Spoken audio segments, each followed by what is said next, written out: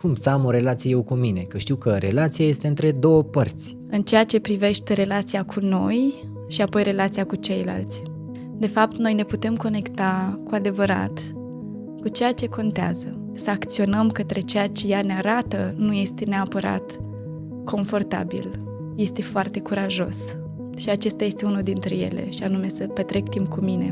Cum îi ducem față în față cu realitatea, încât să nu scape într-o secundă de această întrebare? Și scopul în acea discuție nu este să am dreptate cu privire la ceea ce eu văd, ci să înțeleg și să onorez tot ce există acolo la nivel de relație și de alegeri și de sentimente. Podcast pentru suflete se naște din dorul de acasă.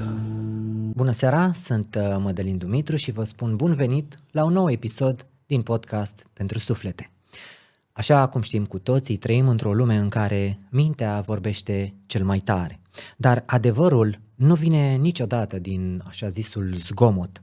Astăzi vorbim despre curajul de a-ți folosi intuiția, despre acea voce blândă care nu te forțează, dar care știe exact unde trebuie să ajungi.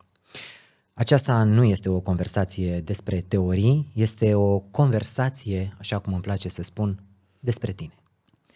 Bună seara, Andreea Spiridon. Bună seara, Mădălin! Mulțumesc pentru invitație! Îți mulțumesc că ai acceptat invitația, îți mulțumesc că mi-ai dat ocazia să răsfoiesc toate cărțile pe care tu le-ai scris și mă bucur că există oameni ca tine care contribuie într-un mod conștient la tot ce înseamnă o viață mai utilă, mai cu sens și mai bună. Și mai intuitivă, aș adăuga eu. Super! Îmi place că ne completăm de la bun început. Minunat! Îți mulțumesc ție, le mulțumesc tuturor celor care au decis să devină membri, susținători, sponsori sau VIP ai canalului. Vă spun de la bun început că nu prezentăm adevăruri absolute, nu vorbim despre situații sau persoane reale, nu denigrăm și vă rog foarte mult să discerneți toate informațiile pe care le auziți aici. Gata. Suntem și din punct de vedere legal alineați cu absolut tot ce e necesar ca să ne începem podcastul. Ce ții în mână? Este a doua mea carte, numită Maritera, creează-ți și recreează-ți relația de cuplu. De fapt, pare că este o carte de cuplu. Cel mai important lucru din această carte este faptul că persoana pe care o citește practic își va crea și își va recrea relația cu ea. Adică dacă este un bărbat cu el, dacă este o femeie cu ea. Motivul pentru care am scris această carte și toate cărțile mele sunt scrise datorită faptului pentru că îmi doresc ca eu să văd ce anume descoper și ce conțin și filozofia mea de viață. Și acesta este motivul pentru care scriu și astăzi. Iar cartea, în mod special, m-a sprijinit enorm în relația de cuplu, pentru că, așa cum am spus inițial și îmi doresc foarte mult să abordăm acest subiect astăzi, și anume conectarea cu propria persoană. Pentru că intuiția aici este, de fapt, puterea ei în propria noastră lume. Cu noi stăm 24 din 24, cu ceilalți poate mai puțin. În același timp, calitatea conectării cu noi cred că este una dintre cele mai importante. Te-aș întreba, cum adică să am o relație eu cu mine? Păi nu sunt eu? Deci cum să am o relație eu cu mine? Că știu că relația este între două părți și eu am o relație cu mine, adică există și eu, există și mine. Având în vedere faptul că cu toții suntem expuși la anumite credințe culturale pe care le auzim în jur, un anumit fel de a face lucruri, un anumit fel de a spune lucruri, cred că a venit momentul să ne întoarcem către noi și să ne dăm seama că noi putem defini tot ceea ce este viața noastră într-un alt mod. Ce fel de relații dorim să avem cu copiii noștri, cu soții noștri, cu propria persoană. Și devine, de fapt, o creație continuă în ceea ce privește relația cu noi și apoi relația cu ceilalți. Când mă refer la ceea ce tu ai spus, mă refer la a ne conecta cu o viziune a noastră despre ce înseamnă viață pentru noi. Îți mulțumesc pentru această clarificare și totodată te invit să vorbim despre... Presupun că acea carte, dacă are și un autograf pe ea și scrie pentru Mădălin, clar este pentru mine, nu? Cu siguranță, da. Îți mulțumesc cu mult drag pentru Mădălin. Relațiile se creează și se recrează ori de câte ori este nevoie. Îți mulțumesc foarte mult. Cu mult drag. Și totodată să începem să vorbim un pic despre intuiție și aș vrea să te întreb ce este de fapt intuiția și cum o simțim noi diferit de alte emoții. Eu cred că intuiția este sentimentul de conectare cu tot și cu toate, în fiecare moment. Și ea are de-a face cu fiecare moment prezent. Noi nu putem să ne concentrăm pe intuiția noastră într-un moment trecut. Putem să vindecăm prin intuiția noastră anumite momente trecute. În schimb, intuiția noastră este prezentă aici și acum. Dacă îmi spui că putem vindeca anumite lucruri din trecutul nostru prin intuiție, ai putea să-mi dai un exemplu concret? Prin adresarea întrebărilor. Ok, intuiția îmi oferă capacitatea de a pune acele întrebări care să nască răspunsurile existente în mine? Exact. Acolo vorbim de intuiție. Și nu doar. No, m-ai făcut să înțeleg și îți mulțumesc pentru asta. Cu drag. Dar de ce crezi tu că până să ajungem să ne bucurăm de această intuiție, e necesar să stăm noi cu noi și asta produce de multe ori frică? Aș vrea să știu părerea ta. De ce crezi că suntem acaparați de frică în momentul în care rămânem doar cu noi? Personal, cred că este doar un obicei care se formează ca orice alt obicei. Și, da, la început va lua mai mult timp sau poate chiar este nevoie de o focusare mai amplă, mai detaliată pe ceea ce simțim, ceea ce vedem în interiorul nostru. În schimb, cu timpul, acest obicei devine o rutină, de aceea se numește obicei, și poate fi făcut din ce în ce mai ușor. Dar că în momentul în care noi, și mai ales ca și femei, acum nu sunt bărbat să pot să spun acest lucru, dar ca și femei, dacă nu ne conectăm cu noi foarte des, cu ceea ce ne dorim cu adevărat, nu cu ceea ce vedem în jur că este folositor sau ceilalți fac. Și acele momente, de fapt, devin mici porți către ceea ce ne dorim să experimentăm atât în relația de familie, în relația cu copiii noștri și în relația cu noi. Dar ai putea să-mi spui, tu cum îți dai seama că intuiția este cea care îți vorbește și nu poate mintea aceea brută? În momentul în care vorbește intuiția, ea vine cu o blândețe, așa cum spuneai tu la începutul podcastului. Ea este blândă și nu putem să o ascultăm decât dacă încetinim. Având în vedere că ne uităm cu toții la ceea ce se întâmplă astăzi și viteza cu care pornim în lucrurile pe care le facem, cu siguranță acolo este mult prea puțină intuiție. De aceea, cred că a venit momentul să ne așezăm puțin fiecare dintre noi cu noi, pentru că altfel nu este posibil, și să ne inspirăm în acest mod, să facem tot mai mulți acest lucru. Și făcând această oprire, de fapt, noi ne putem conecta cu adevărat cu ceea ce contează. Și cu siguranță nu este ceea ce se întâmplă. Motivul pentru care oamenii simt acele sentimente de accelerare, de conectare, de ce este cu adevărat prețios pentru ei, este tocmai pentru că au rutina de a nu face acest lucru. Și au rutina de a nu face acest lucru pentru că oamenii din jur nu au acest obicei. Deci până și procedura este una împrumutată, nu este măcar una autentică și cumva oferă senzația că așa trebuie sau așa e bine. Noi suntem molipsitori unii cu ceilalți și pot vedea acest lucru pentru că lucrez cu copiii. La acest moment am deschis o academie și am putut să văd la fracțiuni de secundă cum funcționează mintea noastră, de fapt, la nivel de molipsire. Așa cum căscatul este molipsitor, râsul și toate celelalte feluri de a fi ale noastre sunt molipsitoare și noi nu ne putem extrage din acele feluri de a fi decât prin acest timp cu noi. Foarte frumos. M-ai făcut curios despre ce academie este vorba. Numele ei este Academia Liberatera. De fapt, Academia Mamă este Acton, venită din America. Suntem acreditați la nivel internațional și am început în urmă cu 3 luni, cu 7 copilași, inclusiv cel mic al meu, Darius. A fost o călătorie foarte interesantă. La acest moment avem o mică pauză, timp de 1 an. Am simțit să fac acest lucru apropo de intuiție, pentru că mai am câteva autorizări pe care e nevoie să le obțin.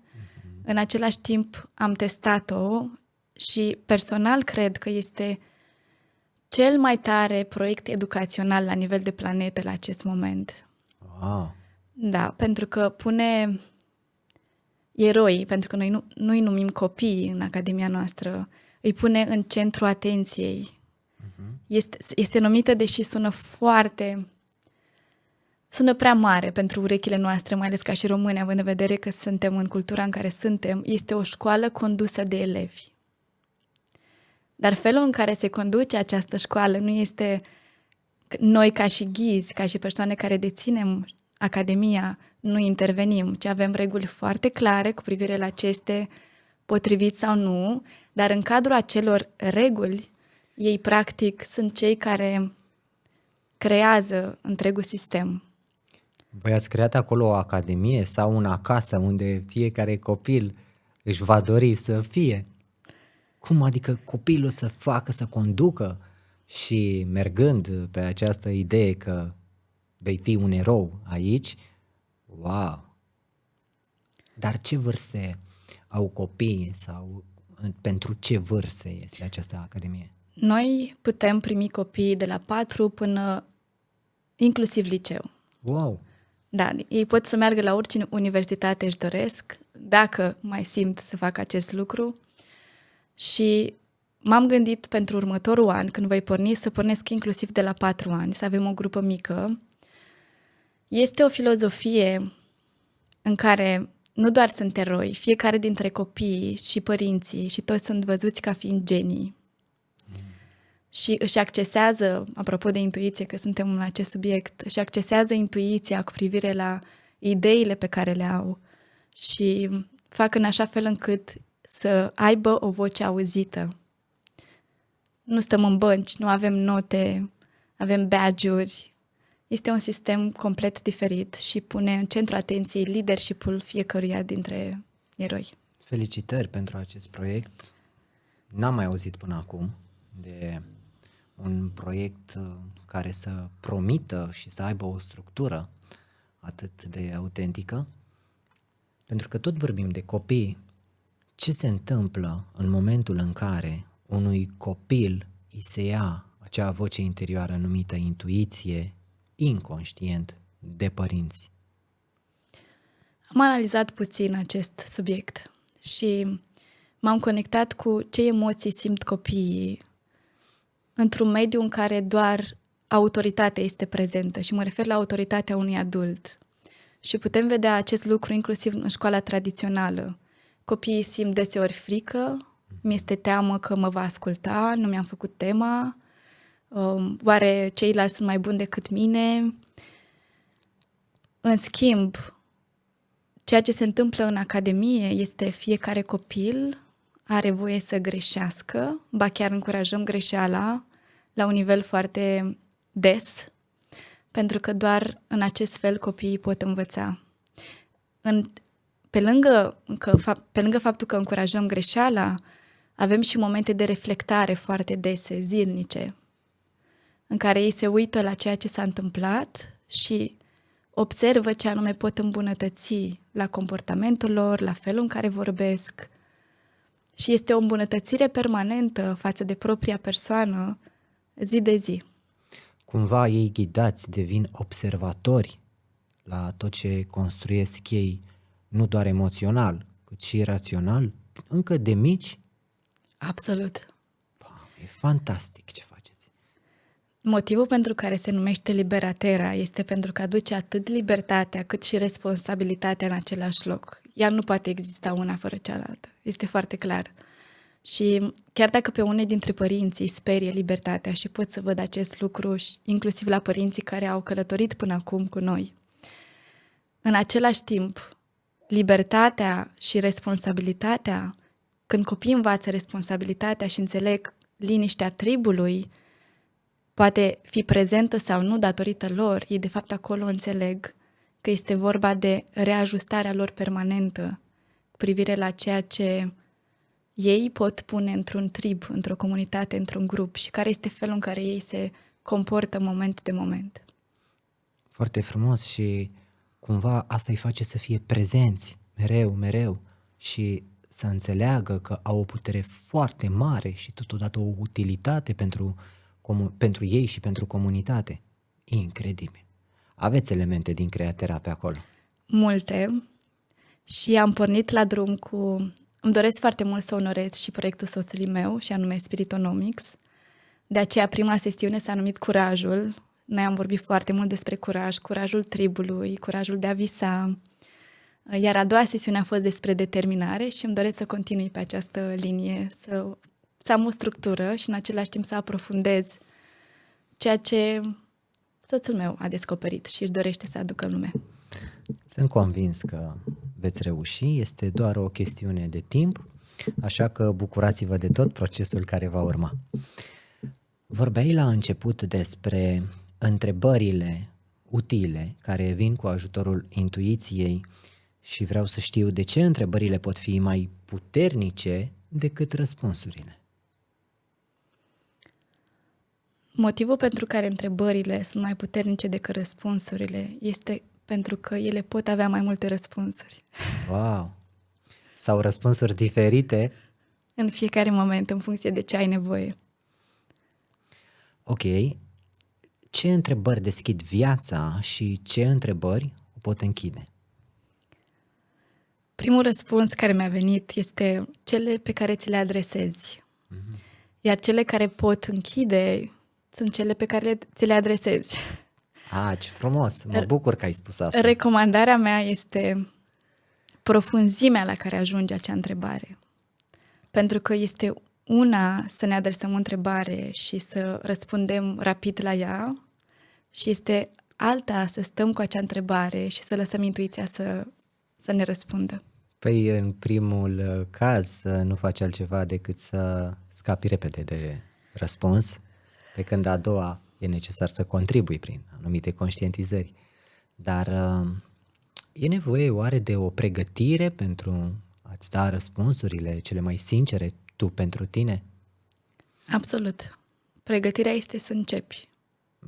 Să pui în acțiune, nu? Da. Să practici prima întrebare, să vezi unde ajungi și să continui de acolo.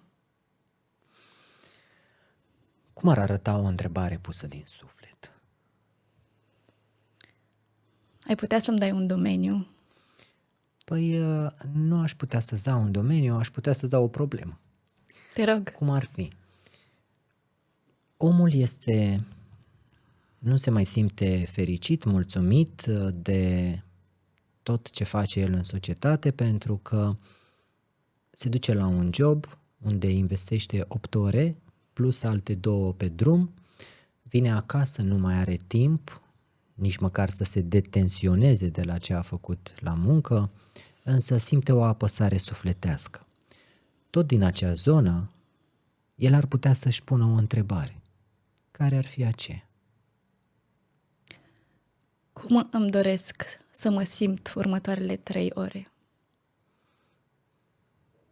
Și el îți spune, Andreea, logic că vreau să mă simt bine, dar am observat că mulți, inclusiv și eu, o bună perioadă de timp, poate că și acum mai fac asta, ne blocăm în acel cum. Păi, răspunsul la întrebare nu este nevoie să mi-l dea mie, ci lui. De foarte multe ori facem lucruri sau dăm răspunsuri pentru ceilalți. Calitatea vieții noastre și conectarea cu intuiția noastră nu are legătură cu răspunsul pe care îl dăm celorlalți, ci are legătură cu felul în care se simte acel om în următoarele 3 ore. Și da, poate la început va trebui să stea un sfert de oră, 20 de minute să-și răspundă la acea întrebare într-un mod profund. Intuiția nu este despre fușăreală, am să spun cuvântul care mi-a venit.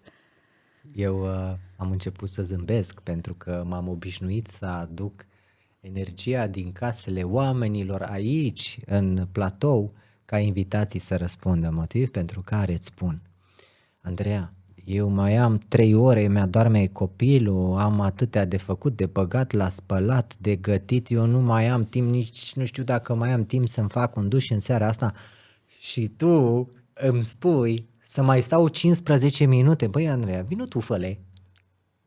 Și eu îmi pun întrebări.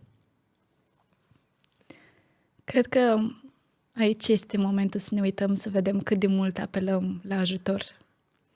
Și eu sunt în acest proces de delegare, mai multă delegare decât fac deja, pentru că am conștientizat că nu pot să îmi duc la capăt ceea ce mi-am propus decât dacă voi delega ceea ce eu fac la acest moment. Și pentru o femeie putem vedea foarte ușor ceea ce este de delegat, și anume curățenie, mâncare, poate sprijin cu copii uneori. Și aceste lucruri delegate îți pot da ție mai mult timp să petreci cu tine și să mergi în direcția corectă. Ceea ce este nevoie să facem cu intuiția noastră, și anume să acționăm către ceea ce ea ne arată, nu este neapărat confortabil, este foarte curajos. De aceea este imperios necesar ca să facem acele lucruri pe care le vedem. Altfel nu putem merge la următorul pas. Este ca și cum am vedea la orizont și știm exact care sunt acțiunile următoare, doar că nu le luăm la infinit și la infinit. Am testat cu adolescenți, cu copii, cu adulți. Noi știm întotdeauna unde este nevoie să mergem, până în locul unde vedem. Până nu facem acele acțiuni, nu se deschide următorul pas. Crezi că nivelul de tolerare dus într-o extremă, într-o situație clară de supraviețuire, este tot un act de curaj? Pentru că tot vorbeai tu de curaj.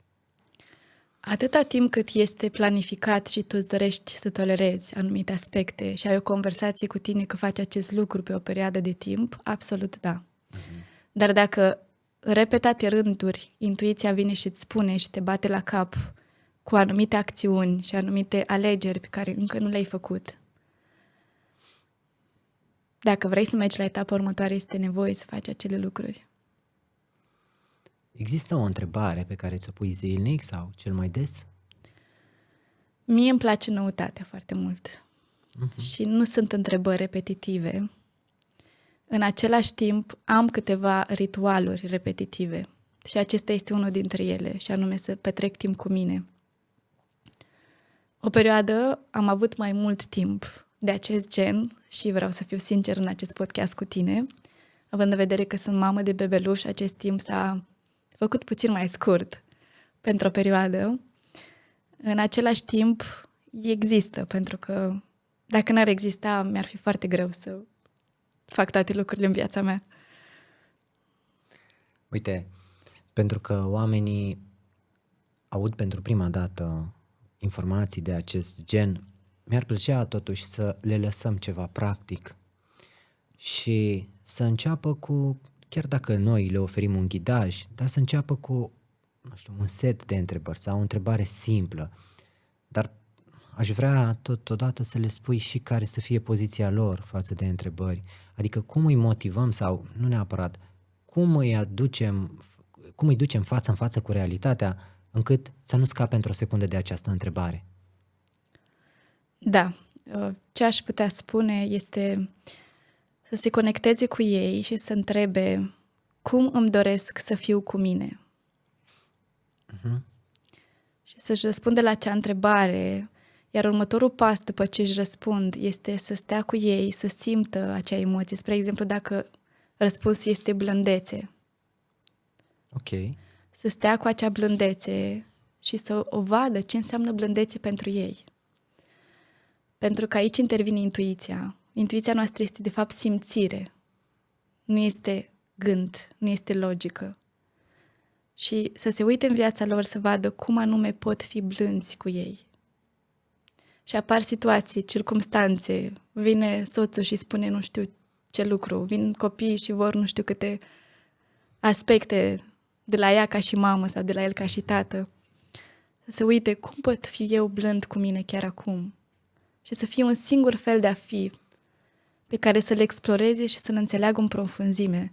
Pentru că fiecare dintre noi avem alte definiții legate de blândețe, de viață.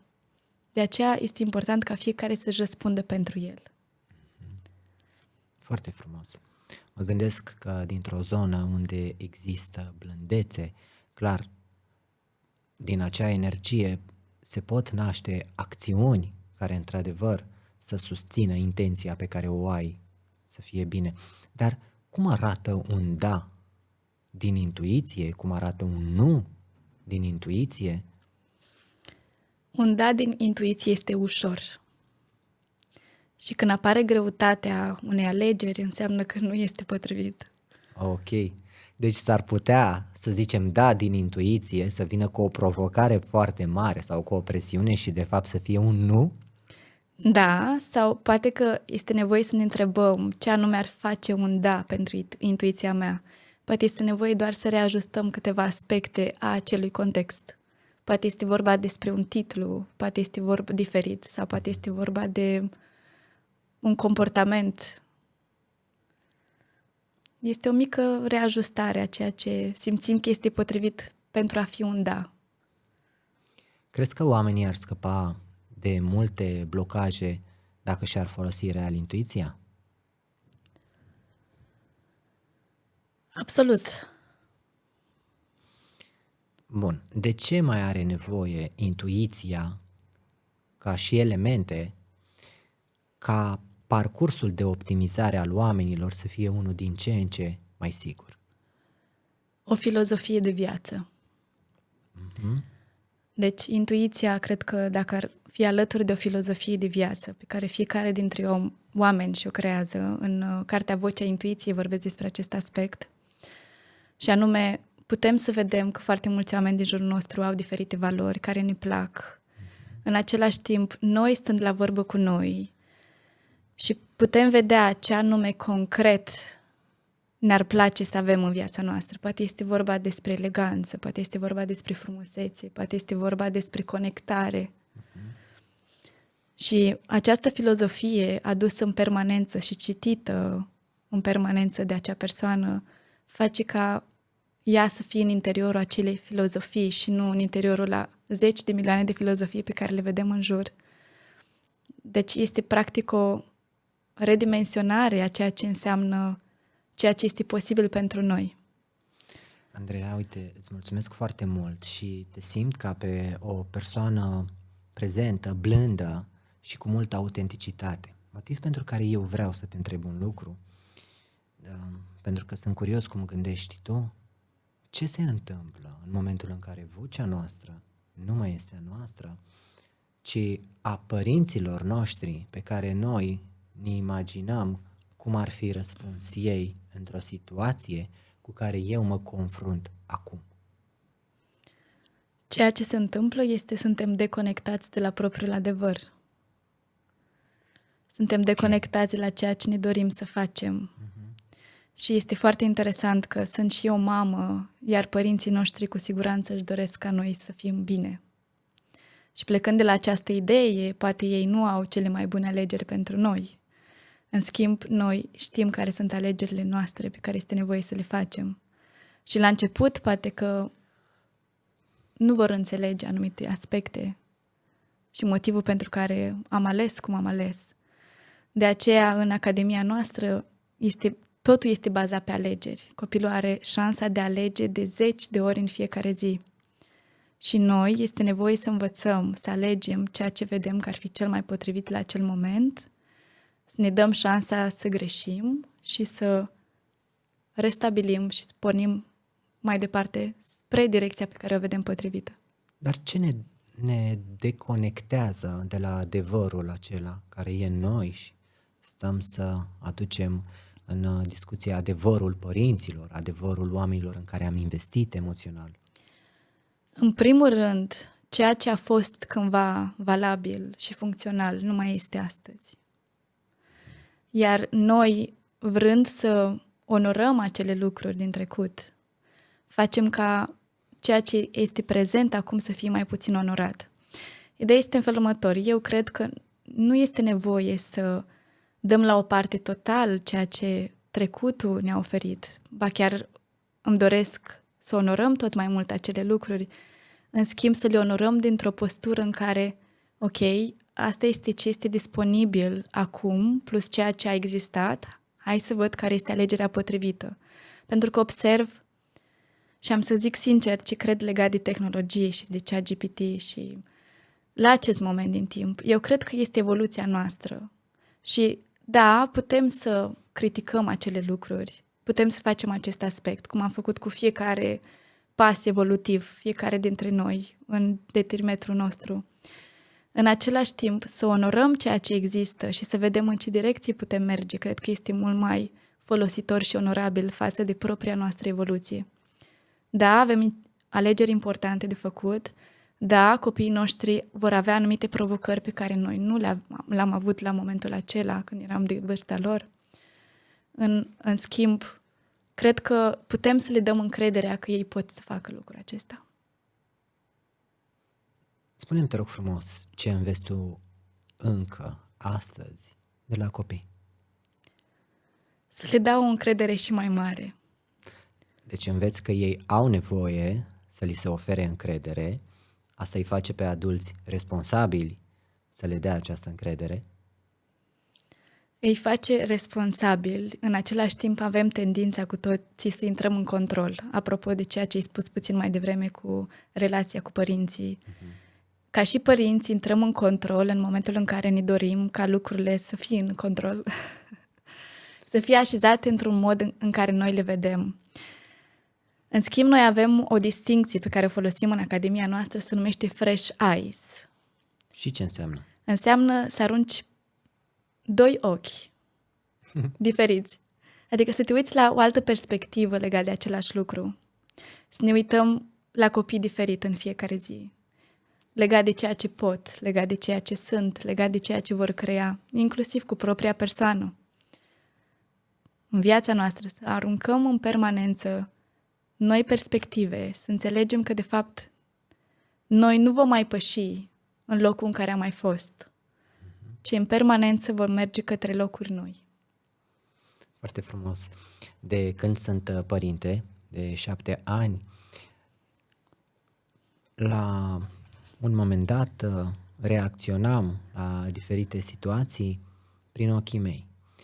Când am început să văd diferit lucrurile sau să le prezint diferit, am zis așa: hai pentru un moment să văd situația asta și prin ochii copilului. Și arăta total diferit de cum o priveam eu, dar asta a echilibrat foarte mult situația. Nu mai exista acolo o educație, un control, exista mai mult o înțelegere.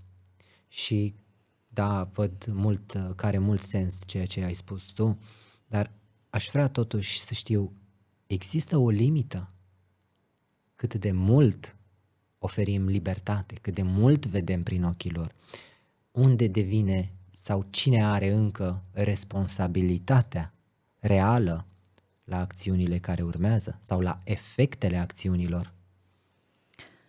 Limitele sunt cele pe care noi le aducem în familie și dacă vorbim strict de relația cu copiii, este foarte clar, la fel cum am spus legate de filozofia de viață, consider că aceste limite sunt de fapt filozofia unei familii. Noi avem limite clare cu privire la comportamentul copiilor, ce așteptăm de la ei, le discutăm în permanență.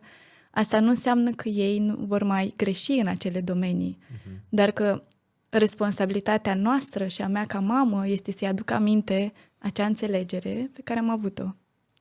Și este mult mai ușor să ghidăm copiii în această direcție a limitelor și anume ceea ce stabilim este ceea ce stabilim, este familia noastră, sunt limitele noastre și până aici se poate trece. Limitele sunt extrem de importante și la fel ei pot învăța cum să pună ei limite în viața lor, văzându-ne pe noi că facem acest aspect. Uite, există mai mult ca sigur o doamnă care spune: Andreea, poate copiii tăi sunt cuminți.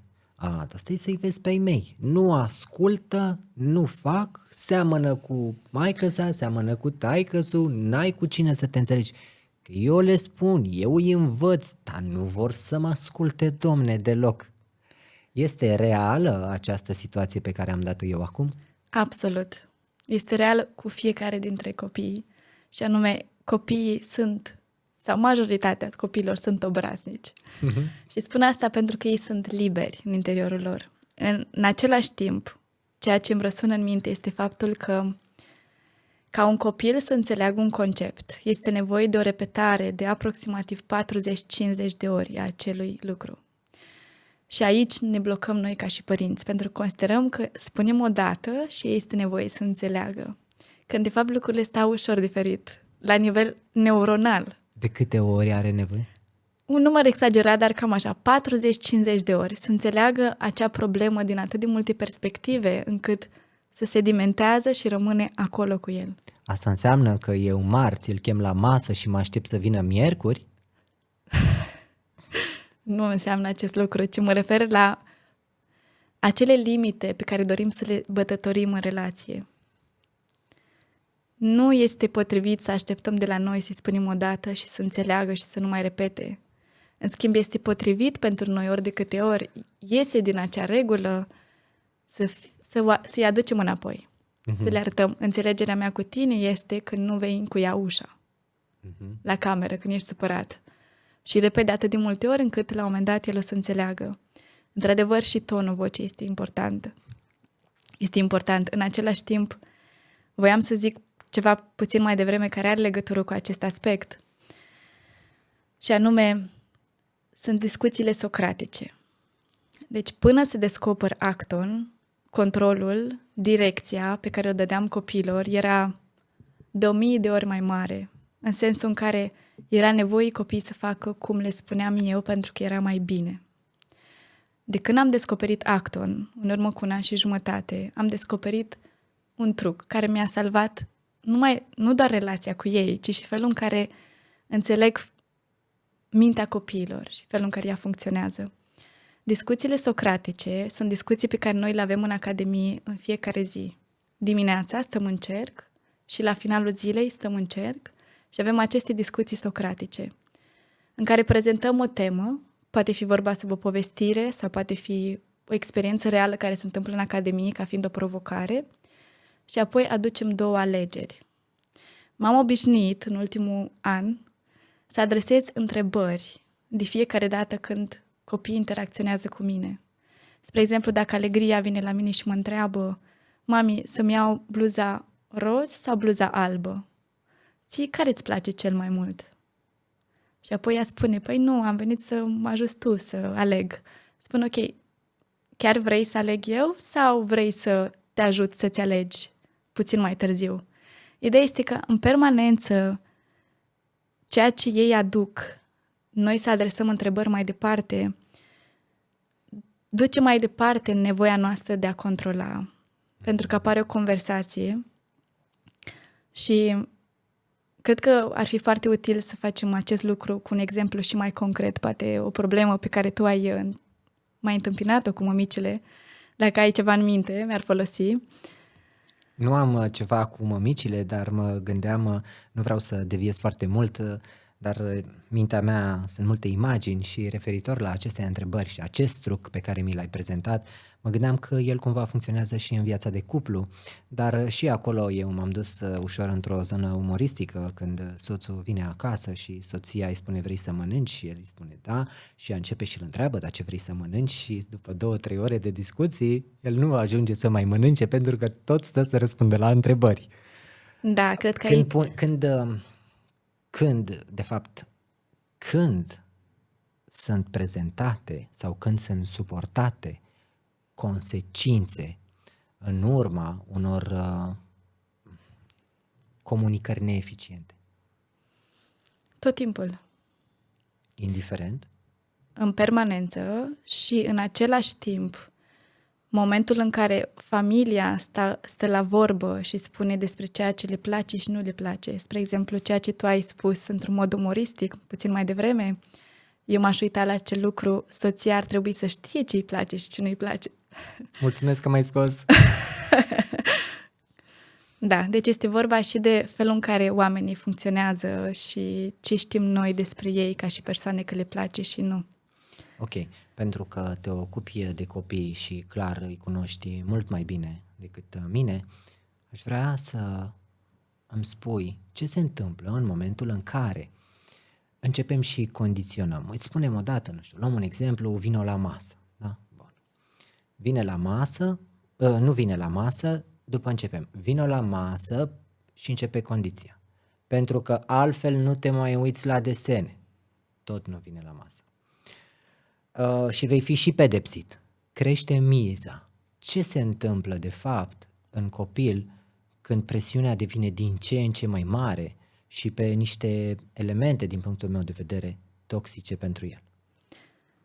Putem să vedem crește controlul la părinte, putem să vedem faptul că dispare încrederea în alegerea copilului și putem să vedem că nu este prezentă onorarea alegerii mamei să gătească și a copilului să vină. Respectul lipsește, este foarte clar. Ceea ce eu propun, este foarte clar că este nevoie să lucrezi foarte mult la acea relație dacă este de acel tip. În schimb, cu cât le dăm mai multă încredere copiilor că vor face alegerile corecte, cu atât le vor face cât mai corecte. Și da, să le dăm încredere copiilor este un act de curaj. Toți piticii noștri, toate credințele noastre că ar trebui să facem lucrurile într-un anumit fel, năvălesc și este absolut normal să se întâmple acest lucru. În schimb, puterea noastră de a le acorda în continuare alegerea și încrederea că ei vor face ceea ce este nevoie, să respecte cultura familiei, cred că este cel mai important. Și așa cum am scris în cartea Maritera, cred că este, și mulți oameni știu deja despre acest ritual pe care îl recomand tuturor celor care ne ascultă, și anume să stăm la vorbă ca și familie. Mamă, copil, dacă este cazul doar de o mamă care nu are un soț în apropiere. Dar în acea discuție să se vorbească despre ce funcționează și ce nu funcționează în relație, ce le place și ce nu le place, ce se oprește și ce pornește, în ce direcție, când și cum începem. Cred că de-a lungul timpului a fost cel mai prețios lucru de relația mea de familie, această discuție. La început nu se vedea mare lucru. În schimb, pe parcursul timpului am observat cu cât făceam mai mult, cu atât relația noastră devenea tot mai puternică și copiii acum reușesc să spună ce le place și ce nu le place. Când apare o provocare sau când simt că mă duc în emoții mai intense, acesta este primul lucru pe care îl fac. Mă conectez cu ceea ce nu funcționează pentru mine și o întreb pe Alegria sau pe Andrei ce nu funcționează pentru tine. Și scopul în acea discuție nu este să am dreptate cu privire la ceea ce eu văd, ci să înțeleg și să onorez tot ce există acolo la nivel de relație și de alegeri și de sentimente. Am început acest podcast și am auzit de la tine că e necesar să avem o relație bună cu noi. Și vreau să te întreb, Este cumva o proiecție, relația pe care o avem noi cu noi, o proiecție în relația pe care o avem cu copilul? Adică în momentul în care aducem controlul, manipularea, habar n-am, condiționarea și toate cele, noi de fapt alea le folosim în relația noastră cu noi în fiecare zi? Absolut. Deci uite că un alt truc pe care mi-l poți da, pentru că văd că ai venit cu trucuri, ar fi acela că dacă nu ne înțelegem bine cu cineva, mai ales cu copilașul nostru, este să acceptăm că noi nu ne înțelegem bine cu noi. Primul pas. Onorarea realității. Dar nu-mi convine, Andrei, așa. Eu mă înțeleg bine cu mine. Tu nu vezi ce neastâmpărate. Dar unde ai văzut tu copil cu minte? Acesta nu este răspunsul intuiției, da? Este răspunsul superficialității. Da. Și facem asta din când în când. Este adevărat. Vorbim un pic despre relații și aș vrea să îmi spui cum ne dăm noi seama că trăim viața altcuiva și nu a noastră. Și aici cumva mă refer la mai multe situații. Adică trăim doar pentru a face lucruri pentru cineva, trăim conform tiparelor, este cumva o plajă generală. Felul în care ne dăm seama este prin ceea ce simțim în fiecare moment. Pentru că intuiția noastră ne va spune de fiecare dată când ceva nu funcționează. Și așa cum am spus, noi vedem la orizont acțiunile pe care este nevoie să le facem. Doar că legat de superficialitatea de mai devreme, având în vedere că ne dăm doar acele răspunsuri și nu ne luăm timp cu noi, să le vedem în detaliu, să vedem de când le vom pune în practică. Practic, ceea ce noi vedem poate fi o trambulină către a ne înțelege și mai bine cu noi și de acolo în relația cu ceilalți. Super. Atunci, de ce le este greu oamenilor să spună ce își doresc cu adevărat? Ok, am identificat, mi-ar plăcea să se întâmple lucrul acela, dar totuși mi-e greu să-l spun. Pentru că fac lucrurile prea complicate. Spre exemplu, în relații poate fi vorba doar de un singur fel de a fi. Felul meu de a fi în care stau în relație este conectare.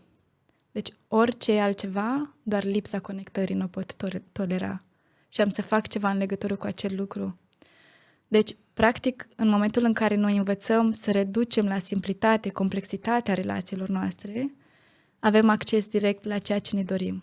Și eu îmi doresc conectare în relația de familie. Așa că mă uit la conectare și văd care este comportamentul meu care va genera conectare. Ok. Deci tu reflecți în primul rând asupra ta. Și nu te duci să spui că este ceva Doar din asupra exterior. mea. Pentru că asta e de fapt singura putere care rezolvă și multe lucruri din exterior, nu? Absolut. Ce se întâmplă când ne onorăm adevărul fără să-i rănim pe ceilalți? Ce se întâmplă este că le onorăm și lor adevărul. Și ei se simt văzuți, se simt onorați, simt că avem încredere în ei și acest lucru este chiar acum prezent în relația mea cu Marius. Și anume, am avut alegerea de a insista în anumite direcții unde simțeam că nu este potrivit și am ales să mă opresc și să înțeleg că este mai important să onorez alegerea pe care el a făcut-o în acea direcție și să mă reajustez eu.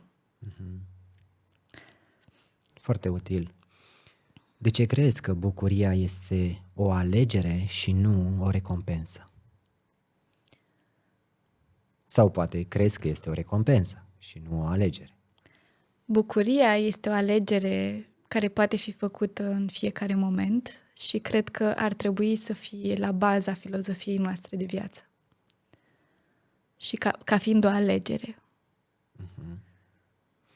Dar noi suntem obișnuiți să fim bucuroși doar dacă s-a întâmplat ceva. Am făcut ceva. Am fost îndeajuns de... Păi, mie îmi place foarte mult să mă oglindesc în relația cu copiii, pentru că ei sunt busola mea.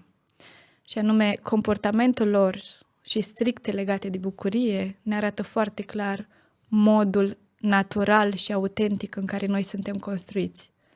Bucuria este o stare de a fi prezentă și poate fi accesată oricând și cred că așa ar trebui să fie și la noi. Uite, sunt persoane care în momentul în care aud despre intuiție, deja complică lucrurile. Mamă, intuiția mea înseamnă că eu vin de nu știu de pe ce planetă, am niște puteri incredibile, cumva complică totul ca să se autovalideze. Însă am observat că șansele de a pune în acțiune ce le spune intuiția sunt tot mai mici. Și practic până nu se consumă toată adrenalina aia dată de autovalidare, nu pot pune în acțiune. Cât de mult ne mințim noi când credem despre noi că suntem mega, hiper, speciali, specifici, minunați când spunem despre intuiție că o avem. Având în vedere că definiția de la început a fost intuiția este conectarea cu tot și cu toate, eu cred că va fi foarte simplu, pornind de la această definiție, să înțelegem că, de fapt, noi suntem conectați nu doar cu noi, ci și cu ceilalți și cu ceea ce ei aleg. De aceea, stând conectați la intuiția noastră, cu siguranță vom găsi răspunsuri și vom face alegeri care să onoreze întregul context în care suntem. Și nu doar ceea ce vreau eu. Și da, pot fi cazuri în care o mamă simte că are nevoie de timp cu ea, ceea ce se întâmplă foarte des, și să-și ia acel timp de o oră în care să se onoreze pe ea ca și mămică, ca și femeie. În același timp de 24 de ore conectați la intuiția noastră, da? Facem alegeri în care toți ceilalți implicați în familie sunt onorați. Și cred că asta este superputerea unei femei, unei mame, să ia în calcul tot ce este prezent. Asta clar dacă ne dăm voie să accesăm. Super. Spune-mi, te rog, despre noul program pe care îl veți avea în momentul în care redeschizi Academia, pentru că sunt convins că i-am făcut curioși pe oameni și unde pot afla informații despre Academie, când se va deschide, ce proiecte mai ai tu în curs. Vorbește-mi un pic despre proiectele în care ești angrenată, pe lângă mamă, soție. Sigur. Am un plan. Următorul proiect se numește Potențialul următoarelor generații. Va fi și o carte. Undeva prin martie va fi publicată și scopul acestui proiect este de a ne conecta împreună la viitorul următoarelor generații și să ne uităm cu sinceritate la ceea ce putem să le oferim ca și unelte, special pentru ca ei să descopere potențialul lor și să aibă încredere în ceea ce urmează. Iar pe lângă acest lucru, pe lângă acest proiect, începutul Academiei cu următoarea generație sau următorul start al Academiei, simt că va fi undeva într-un an de acum încolo, după ce câteva aspecte vor fi așezate la nivel de autorizări. În acest timp, dorința mea este să deschid o listă pentru acești părinți interesați, să vină mai aproape de Academie. Avem un plan chiar să punem și un microbus care să-i aducă. Am ales un loc în natură, nu suntem în București, suntem în Gruiu, iar motivul pentru care am ales acest aspect să fie departe de București este pentru că iubesc natura. Dar nu e atât de departe, Gruiu nu e departe. Aproximativ o oră de aici și cam acesta este planul, iar mai multe detalii pot găsi pe academialiberatera.ro și de asemenea cu mare drag să vină la o întâlnire să discutăm, pentru că această filozofie a Academiei are nevoie de clarificare, o clarificare foarte mare pe care am un plan să o fac în următoarea perioadă, având în vedere că este atât de nouă și implică atât de multe oamenii au nevoie de credințe diferite să poată să acceseze academia noastră și când mă refer la faptul că nu avem note, nu există profesori, sunt doar ghizi, copiii sunt în centrul atenției, nu. Este un loc în care îi invit pe părinții care doresc ca copiilor să aibă un leadership puternic, antreprenori și părinți care își doresc să fie umăr la umăr cu copiilor. Foarte frumos. Și când se redeschide? O dată concretă nu am. Am spus 1 an de acum încolo. Super. Andreea, îți mulțumesc foarte mult pentru tot ce ai decis să lași în acest podcast, care, din punctul meu de vedere, a fost foarte util și încă o dată îți mulțumesc. Cu mult drag. Îți mulțumesc și eu și m-am bucurat enorm să fiu aici. Abia aștept să-mi înscriu copilașii la Academie. Vă așteptăm cu mare drag. Păi urgentați, faceți lucrurile posibile. Să vină Moș Crăciun mai repede. În ritmul intuiției mele. Super, așa să fie. Intuiția nu te duce unde este ușor, te duce unde este adevărat. Curajul de a-ți folosi intuiția nu schimbă lumea din jur, dar te schimbă pe tine. Și din acel moment, totul devine posibil. Eu sunt Mădălin Dumitru, vă mulțumim că ne-ați urmărit. Ne vedem în fiecare zi de marți și sâmbătă la ora 20 cu podcast pentru suflete. Mulțumim, pe curând!